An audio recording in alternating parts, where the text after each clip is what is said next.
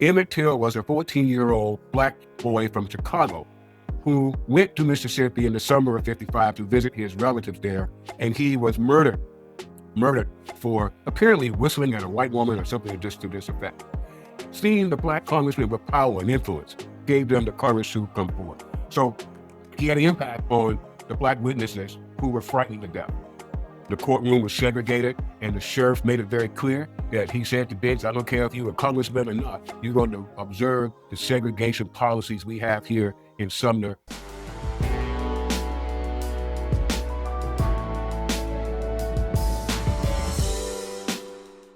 And that's the murder of Emmett Till.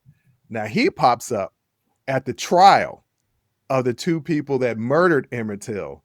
And it was fascinating learning about this because, once again, I knew nothing about this. But you go into detail about this in your book. Can you explain just how important it was for him to go there and really be the only representative from Congress to be there, correct? This is true. The only member of the federal government to sit there in the trial. Diggs, as you said, Bruce, was elected in 1954, November of 54. He goes to Congress, takes the office in January of 1955. In the summer of 1955, there's an important trial taking place in a small town called Sumner, Mississippi. And as you indicated, two white men were on trial down in Mississippi for the murder, the lynching of Emmett Till. Emmett Till was a 14-year-old black boy from Chicago who went to Mississippi in the summer of '55 to visit his relatives there, and he was murdered for apparently whistling at a white woman or something just to this effect. Anyway, Congressman Diggs, who just arrived in office, he was 32 years old, very young, relatively speaking, he decided that he would go down to Mississippi and sit in the courtroom and observe the trial of these two white men who allegedly murdered Emmett Till. Let me quickly add that after the trial, they confessed to the killing of Emmett Till. Mm-hmm. Diggs' presence at the trial had a number of important factors that make his presence so significant down there. Number one, the black witnesses who saw the murder take place were frightened to death because this is Mississippi in 1955. Mm-hmm. And any black person who accused a white man of murdering a black person, their life was threatened. Okay? So these witnesses were really frightened about what they had witnessed and the fact that they were being now asked to come forward and publicly testify at the trial and to accuse these two men of doing this. So Diggs' presence in the courtroom gave the black witnesses the courage, the stamina, the support they needed to go through with their testimony. And I know this because the witnesses are quoted as saying after the trial that seeing the black congressman in the courtroom gave them the courage. Seeing the black congressman with power and influence gave them the courage to come forward. So he had an impact on the black witnesses who were frightened to death. Diggs, working with another Congress member, William Dawson of Chicago, had to work and arrange for those witnesses to leave Mississippi.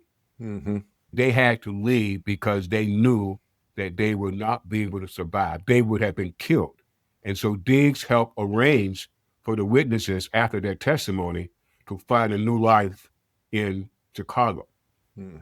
So big impact on the witnesses. And here's the other factor that impact he had, Bruce, that your viewers should know about.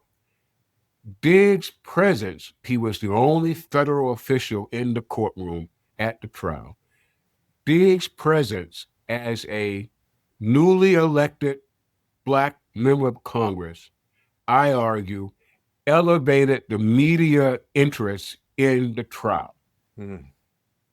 His being down there, having the courage to go down there. Let me just say that he wrote about his experience down there during those 5 days. He wrote a series of essays for the Pittsburgh Courier describing the 5 days he was down there.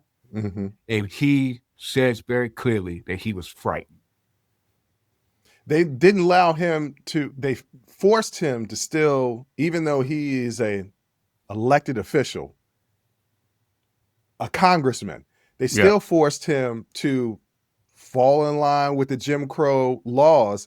And I think I read somewhere that he wasn't even allowed, he had to sit where Black reporters were sitting. Yeah, this is true. The courtroom was segregated, and the sheriff made it very clear that he said to Diggs, I don't care if you're a congressman or not, you're going to observe the segregation policies we have here in Sumner, Mississippi. And so he, like the others, had to sit in the segregated section of the courthouse. In fact, they weren't going to let him in the courthouse at all at first. The sheriff initially blocked him from coming into the courthouse.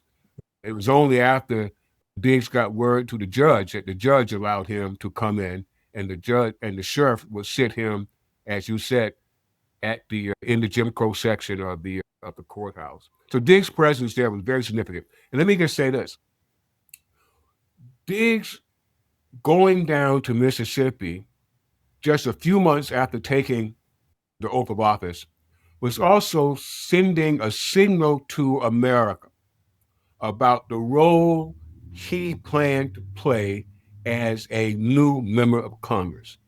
Diggs was saying right out of the box that I plan to be a Congress member for all of Black America. That I know Detroit sent me here. I know I represent the 13th Congressional District of Michigan, but I am going to be a leader, a spokesperson, a representative for all of Black America. And when you look at his record, you can see that is simply what he set out to do. He became one of the strongest voices in civil rights in this country, and he would go on in Congress and do a lot of amazing things. Well, let's talk about some of the stuff that he did in civil rights and in Congress, because he worked with Dr. Martin Luther the King. That's what I call him, Dr. Martin Luther the King. And he also was a founding member and chair of the Congressional Black Caucus. When you look at his political career, what do you think is the most defining moment for him when it states of him being a leader? Join the conversation and follow the Unsolicited Perspectives podcast on Apple, Spotify, or wherever you get your audio podcasts.